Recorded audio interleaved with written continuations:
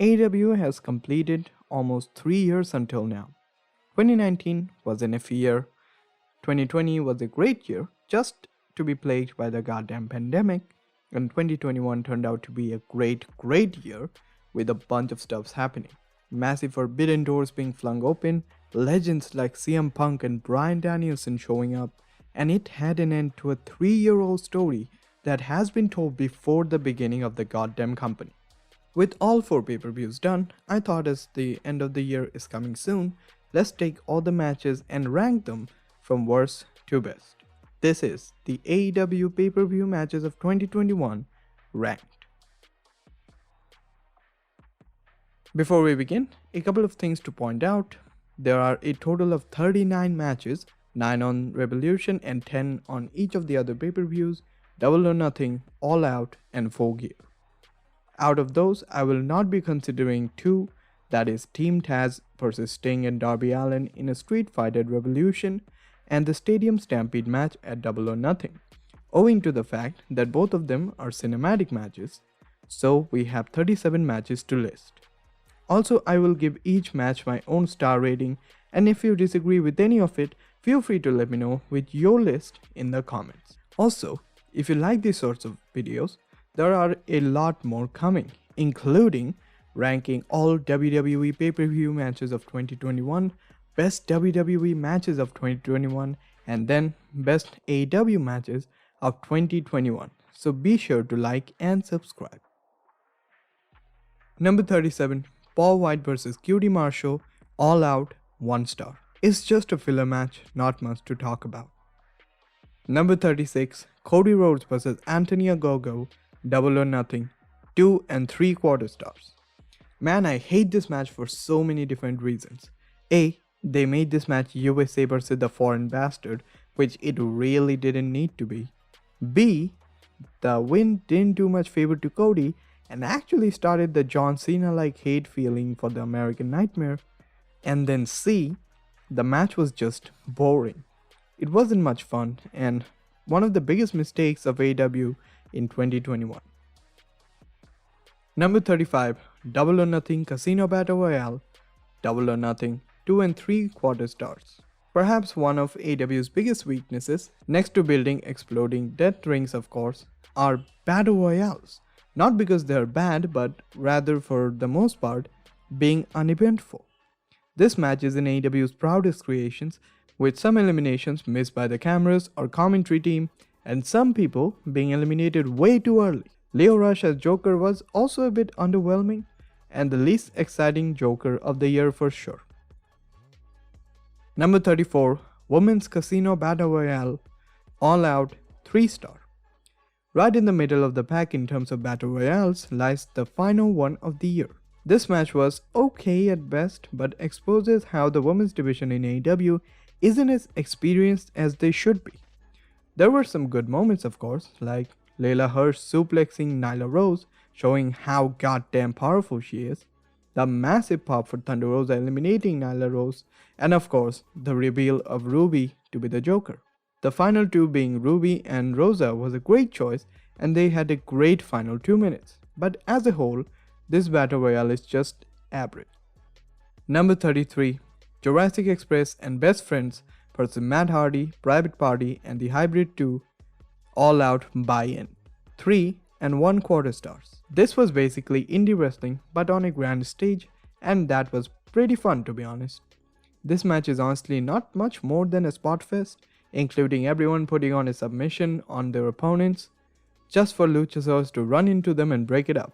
A gin and juice spot from Private Party, and a point in the match where Angelico had Jack Evans on his shoulders while Luchasaurus had Jungle Boy on his, and the 2 team basically played chicken. Fantastic. Even Marco Stunt got to shine, which is always fun to see.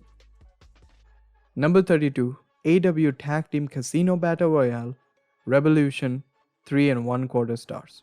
Again, Battle Royales aren't AEW's strong suits by a long shot, but this match is pretty okay to be honest. This match, won by Death Triangle's team of Pac and Phoenix, was pretty decent, with perhaps the most important thing to come out of it, that QT Marshall started his turn on tag team partner Dustin Rhodes, starting the Nightmare Collective vs Family feud.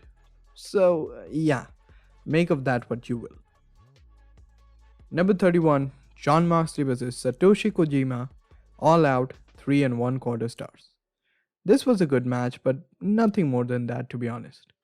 The people, including myself, really wanted Mox to face a certain ace of New Japan Pro Wrestling that night, but Kojima was a decent choice too.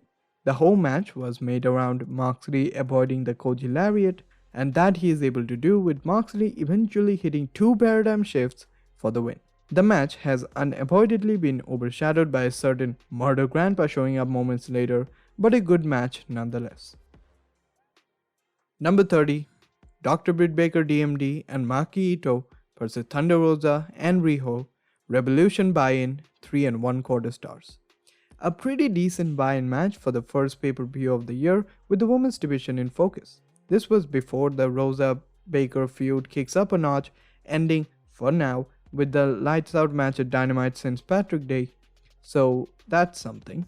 Riho and Maki Ito are both a delight to watch, with a beautiful exchange between them where Maki worked a German suplex into a Boston Crab. A great sequence and a pretty great match, to be honest. Number 29, Hikaru Shida vs Ryo Mizunami, AEW Women's Championship match, Revolution 3 and 1 quarter star. 10 years ago, the AEW Women's Eliminator Tournament winner Ryo Mizunami told Hikaru Shida that Shida would never be able to beat her. All 3 of their previous encounters between them ended in a draw. This was an opportunity for Shida to prove Mizunami wrong, and that she does as she retains her title. An okay match with maybe a few too many kickouts, and perhaps the weakest women's championship match for AEW in 2021. Number 28, Cody and Park vs Malakai Black and Andrade El Idolo, Full Gear 3 and 1 quarter stars. The first entry on this list from Full Gear is this monstrosity of a match. This, honestly, is the match that feels like it shouldn't have been on a pay-per-view, but rather a Dynamite main event. And that ending was also not my favorite.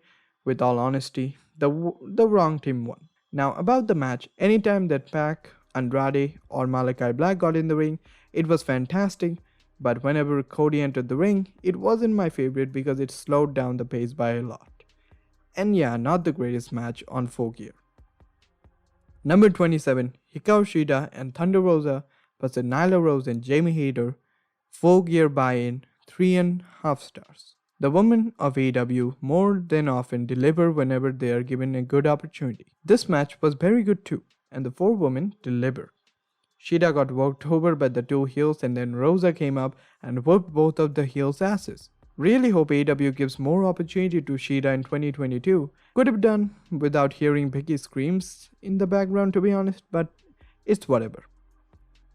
Number 26, Hangman Adam Page vs Matt Hardy, big money match, Revolution, 3.5 stars. Instead of signing the contract that gives 30% of Hangman's earning to big money Matt Hardy, Adam Page swapped the contract and made it Imagine Revolution with Matt Hardy's first quarter earning of 2021 on the line. The match was just good old wrestling, with Page picking up the win and the big check after the Dark Order took care of Private Party outside the ring. Number 25, Dr. Britt Baker DMD vs Ty Conti, AEW Women's Championship, Full Gear 3.5 stars. Honestly, the match was pretty good, but perhaps among the lower half of the Women's Championship matches for AEW, just barely over Mizunami and Shida. The match was based around the lockjaw and how Ty was able to avoid getting into it, keeping the win away from the role model. The match also came after the weird ending to Cody Park and Malakai Andrade, so the placement was highly unfortunate. Regardless, not a bad match, but if the crowd participated a little bit more, it would have been way better.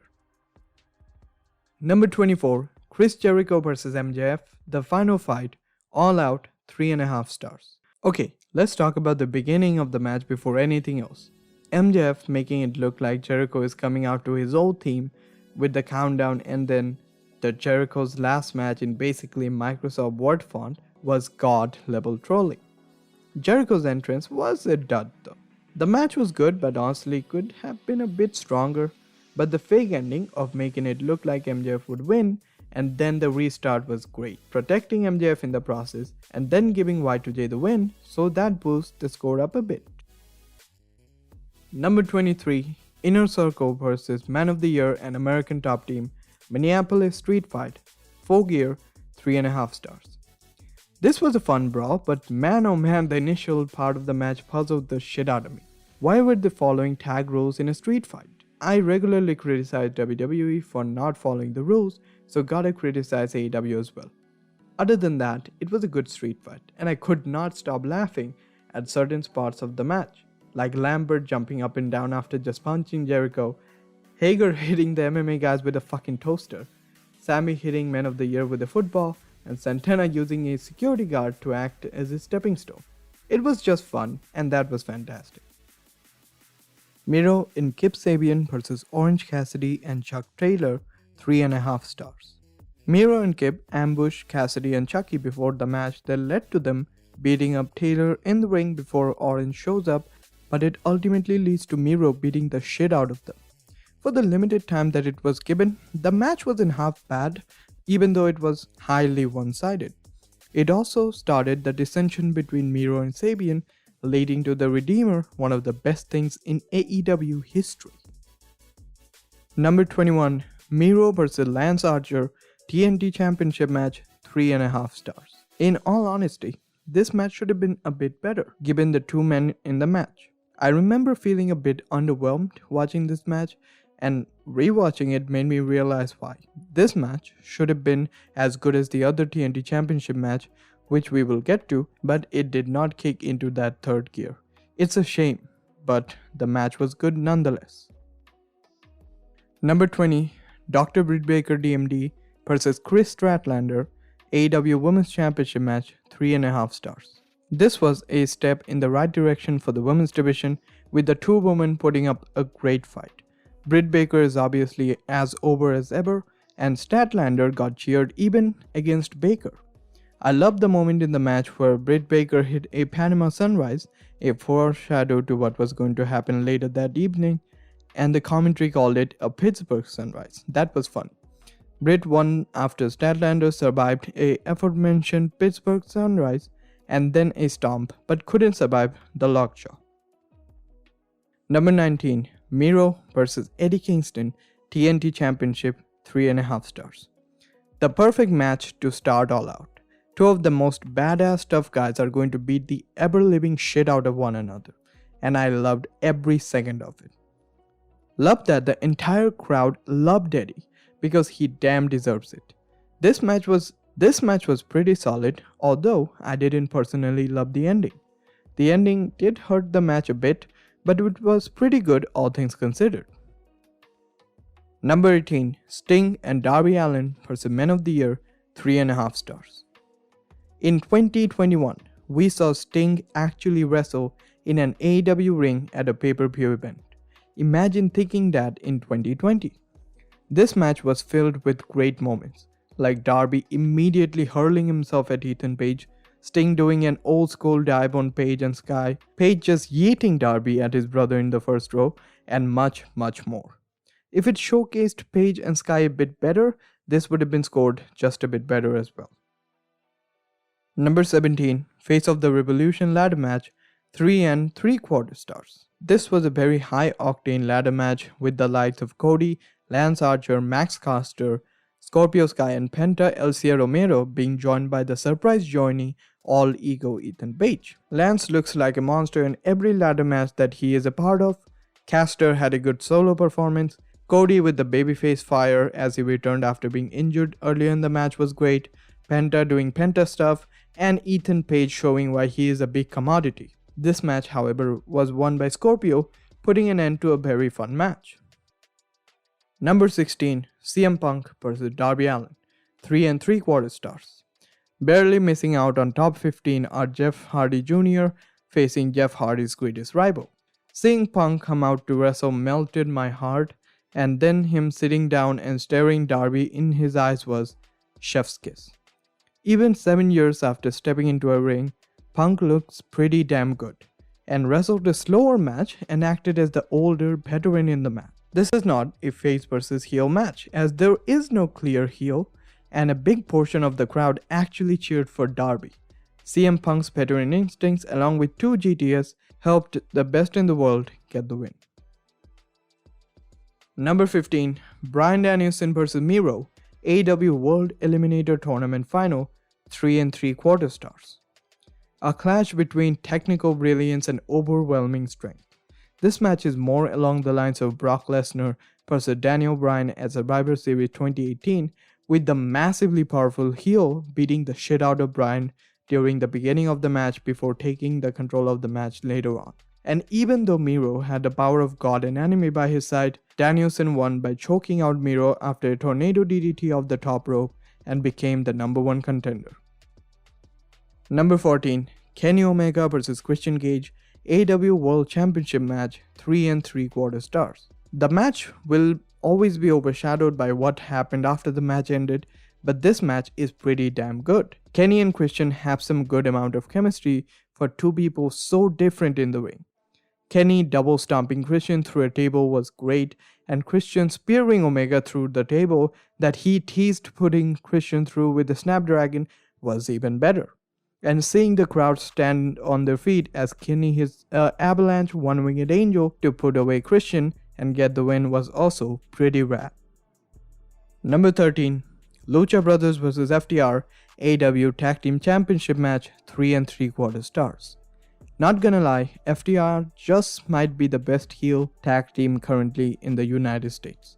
Dax doing a heel 3 Amigos on Penta on the death anniversary of Eddie Guerrero, followed by Penta finishing the move, was a fantastic tribute. The match did not have the best ending, not gonna lie, with them putting on a mask for no reason and playing no part in the finish, but even then, the match was capital letters fun.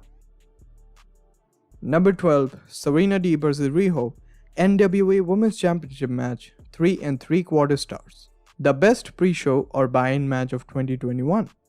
Watching Serena Deeb wrestle is just so much fun, and more importantly, it's just a delight to see Riho. Serena Deeb targeting the shit out of Riho's feet and healing it up, and repeatedly hitting the dragon screw to hurt Riho's leg was also good. Riho was pretty great too, and we saw the clash between technical brilliance and Joshi spirit. Both of them are veterans, being in the industry for a long time, and it showed. The ending was brilliant too, with Serena repeatedly bashing Riho's leg on the mat before clutching in the Serenity Lock to retain. Number 11. Hikaru Shida vs Dr. Britt Baker DMD, AEW Women's Championship match, 3 3/4 stars. This match was really fun, and the story of the match was very fun. Shida, who was till then the longest reigning champion in AEW, had not been in front of a full capacity crowd during her title reign. Just when she would be able to do so, a rising star, Baker DMD, is set to face her in what will be her toughest challenge yet. Watching her wrestle more aggressively in a desperation move in hopes of retaining and also being unable to do so and starting the era of the role model, this match is really fun and the best women's pay-per-view match of 2021 for AEW. Number 10. Super Click vs Christian Cage and Jurassic Express, Falls Count Anywhere, 3 3/4 stars. Cracking the top 10, this is probably the most indie this pay-per-view will be, but holy hell was it fun. Probably the best Falls Count Anywhere match I've ever seen. It's pretty much a spot fest, but surprisingly, all of the spots work. Highlights include Jungle Boy putting Adam Cole through a table outside, Christian Cage tornado DDTing a Buck onto a ladder, Luchasaurus chokeslamming Adam Cole onto the Stooges down the ramp, and then moonsaulting off onto them, and so much more. Just a fun match to watch. Number 9. Kenny Omega vs Jon Moxley, AEW Championship match, Exploding Barbed Wire Deathmatch, 4 star. One of the funniest things was seeing the referee in a bomb diffusing costume for the match. And I know the ending is very well known, with more powerful explosions found at children's birthday parties, but don't let that take away anything from the match, because from bell to bell, this match is pretty damn solid, putting a nice end to Mox's chase for the title for now. But yeah, shame about that finish. Number 8. Hangman Adam Page vs Brian Cage, 4 stars. After Brian Cage jumped Hangman before their match at Dynamite earlier the year, that resulted in Page getting the only loss in his 2021 record until that point. Hangman is on the look for revenge against Team Taz's machine. This match had one of the best spots of the year, with Cage suplexing Page over the top rope to the outside. After Brian stops his teammates from interfering in the match, he gets caught with a buckshot lariat as Hangman Page picks up the win. Number 7. Young Bucks vs Chris Jericho and MJF AEW Tag Championship match, 4 1/4 stars. Fun fact, all the matches of Young Bucks on the pay-per-view have made my top 10. They're pretty damn good. After Maxwell Jericho Friedman took out the Bucks' dad, this match became personal for the face champions Young Bucks. Serious face Young Bucks are my favorite version of Bucks, to be honest, and after some hard stomping false finishes, the Bucks won after a Mercer driver to Jericho. Number 6. Kenny Omega vs Pac vs Orange Cassidy, 4.5 stars. They made us fall for a near fall where Orange Cassidy was about to beat the best bout machine Kenny Omega. That talks a lot about the match itself. Not only so, this might be one of the most fun matches in AEW's history, creating a perfect dynamic between the three wrestlers. It was very hard to compare this one and Tag Championship match on the same card as to say which one was better, but this match is very good. Number 5. Young Bucks vs Lucha Brothers AEW Tag Championship match, 4.5 stars. This is one of the best tag team cage matches of all time, and that's just undisputed. Everything from Lucha Bros' sick entrance, Bucks coming out looking like a bunch of geeks, to the ludicrousness of the cage match itself was fantastic. It wasn't a complete spot fest either, as a beautiful story of one of the Young Bucks' ultimate opponents being the Lucha Bros, the team they always have a problem defeating, was told. Pentagon also took the punishment for his younger brother, just for the younger brother to make all the difference. Amazing match. Number 4. CM Punk vs Eddie Kingston, 4.5 stars. Just missing out on the top 3 is this. This wasn't a match, this was a fucking fight. And it was so good. From both Eddie and Punk not catering to the crowds to just go and fight one another, then Punk literally for a minute doing Cena spots, to Eddie literally wanking to the go to sleep gesture, to them beating the shit out of one another. This was perfect from start to the end, and this is why people should be so happy to see CM Punk. To tell you how well AEW can book their baby faces, about 3 months after CM Punk returned to professional wrestling, they booed him and cheered for Kingston. That's something. Number 3. MJF vs Darby Allin, 4 3/4 stars. 2 of the 4 pillars of all elite wrestling collide in a fight to determine who is the future of the company. The whole build was around if MJF can break Darby Allin mentally, and he went to hell and back to do so. At one point, MJF turned a code red into a power slam, and that was just beautiful. MJF using a Scorpion Deathlock and Darby using a Finger 4 leg lock were also great touches. The crowd were on their feet multiple times during the match, and that's just awesome. MJF used the diamond ring to hit Darby, followed by a headlock takeover for the win. Number 2. Young Bucks vs Jon Moxley and Eddie Kingston AEW Tag Championship match, 4 3/4 stars. Talk about a clash of styles. The challengers are all about fists while the champs do flips all day long. In all honesty, this might be the best match of Double or Nothing, only to be challenged by the main event. But the unpredictability of the outcome of this match added some extra fire to the match. A bunch of heart-wrenching near falls and a super kick and BTE trigger party later, Bucks win the match and momentarily put Moxley on the shelf. And finally, number 1, Kenny Omega vs Hangman Adam Page AEW Championship match, 5 stars. If you think that there are other matches on the list with better in-ring action and should be number 1, I understand. If you feel that some of the other matches that told the story of the match better deserve to be number 1, understandable. But I feel like this is a perfect showcase of what makes AEW incredible, a great intertwine of wrestling and storytelling. I love the fact that this match told the entire story of the feud all in itself. Kenny gets 80% of the offense, telling the underdog story of Hangman. Dawn repeatedly beats up Page, showing the numbers disadvantage for him. Hangman slowly took control of the match, showing how he slowly started getting more and more confident in himself. Young Bucks coming out and being there for Hangman's coronation, while they weren't there the first time he challenged for the title, with Matt Jackson's little nod to Hangman signifying that it truly is his time, being a cherry on top. And finally, Dark Order come out to lift Hangman on their shoulders, just like they lifted him up when he was down in a ditch. And he rather goes for a group hug rather than a beer, showing how he would not be using alcohol as a crutch anymore. As an in-ring match, it was a great to very great match, but as accumulation of almost 3 years of story, unrivaled, a near perfect match.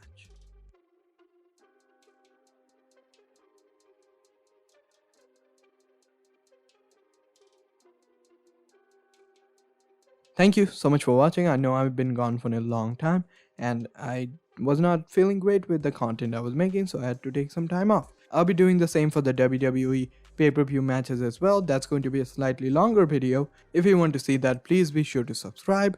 Also, we have hit 500 subscribers. That's fantastic. Thank you. And as always, I'll see you in the next one.